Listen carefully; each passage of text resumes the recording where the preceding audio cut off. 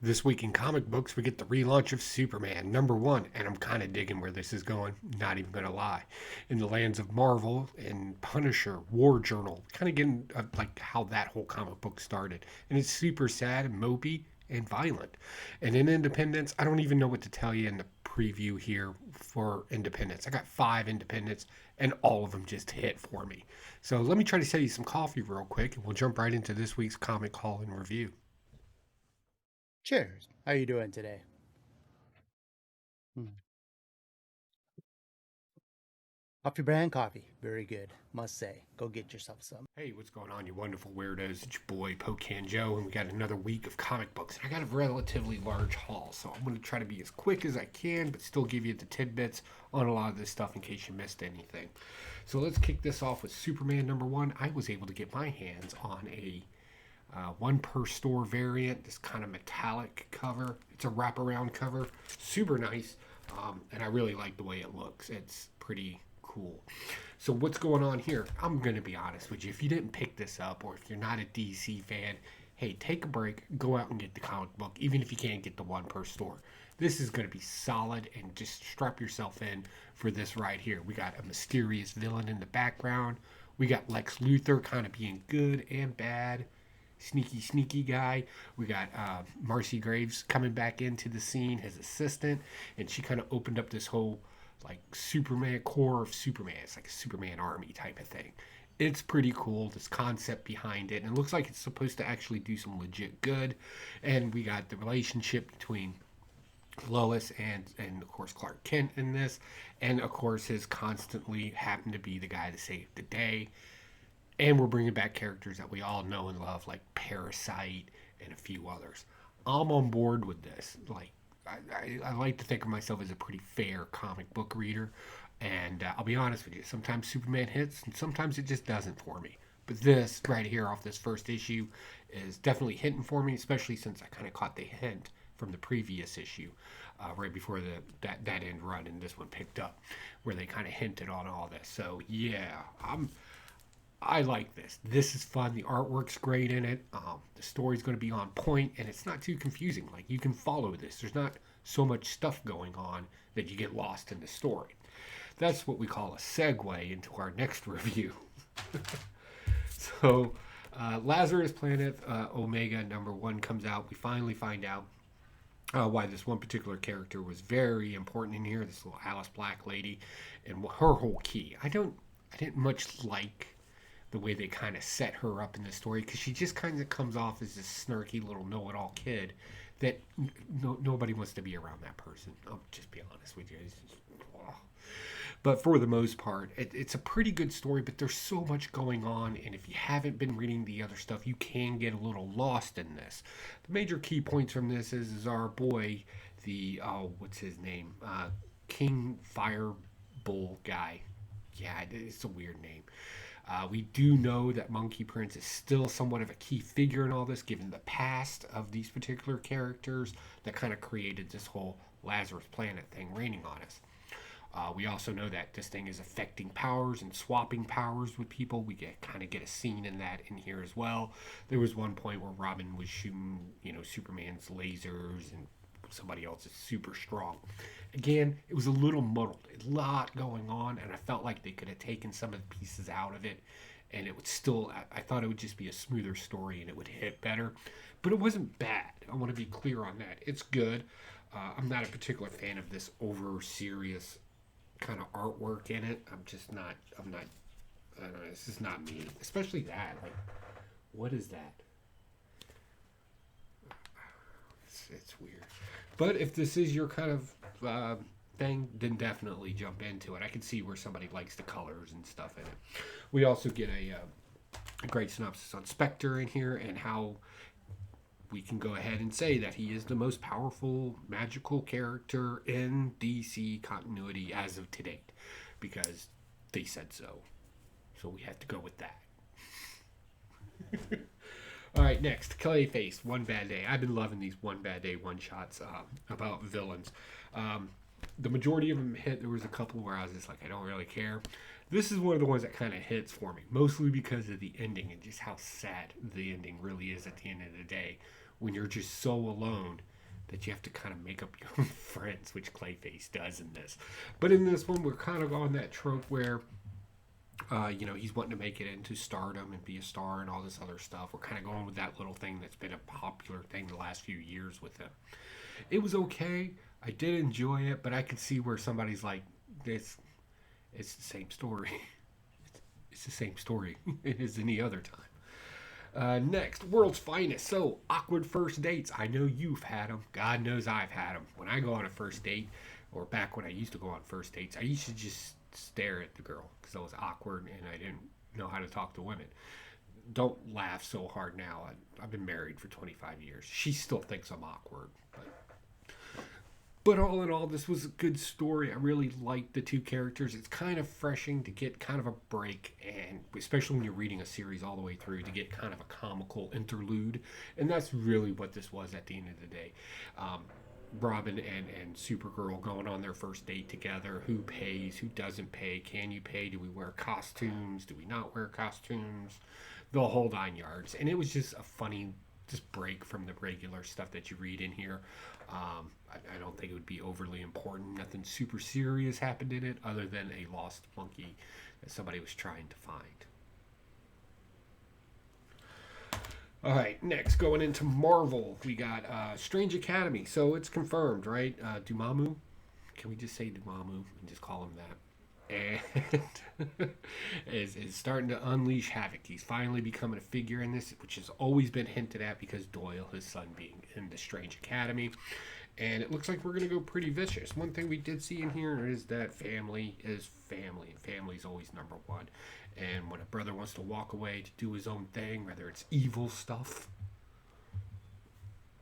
or just ruins a wedding toast, whatever the case may be, that you should still welcome family back with open arms, and that if friends are friends, then forgiveness is part of being a friend. And that is something super really cool that happened in here. I really enjoy this. Great message, great thing to teach people or to even show people, even if it's in a metaphor comic book. So yeah, that the hearts, right? This hits the hearts. Next, speaking of things that hits the hearts. So if you don't know, I was recently on Circumstances channel and we talked about Junkyard Joe. We talked about PTSD and what it looks like and what it actually looks like in real life. And then Punisher War Journal comes out and I read it and I was like, that's exactly what I was talking about. Minus, right, the snooping around and killing mobsters and burying them. Minus that.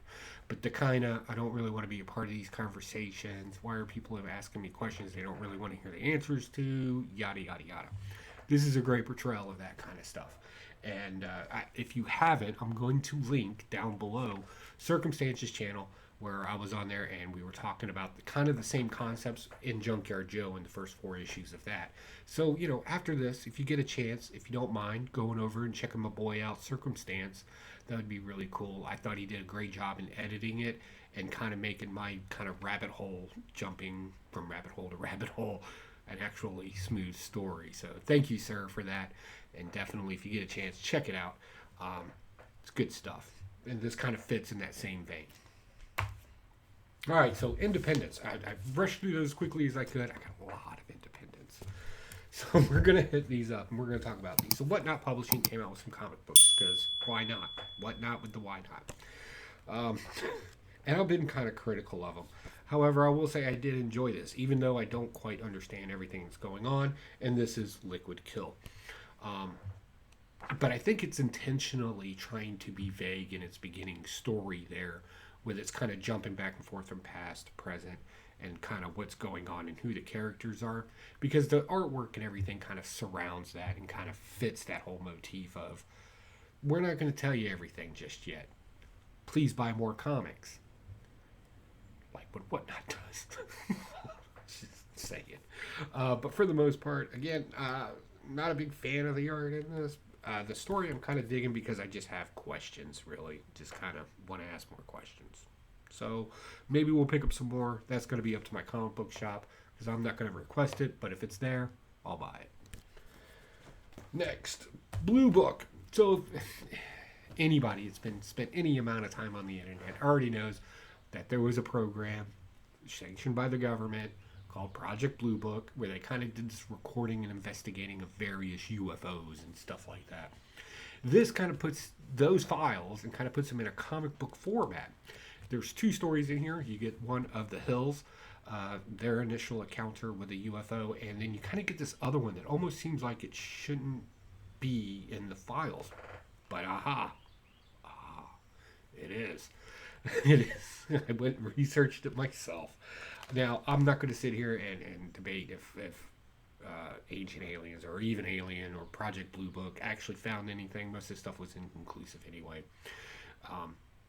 But I will say it is entertaining, and that's how it should be viewed as far as I'm concerned, until Zazabar comes down from Venus and tells everybody, yes, I do exist. I'm kind of a skeptic when it comes to UFOs and stuff like that, and see it for entertainment value for the most part.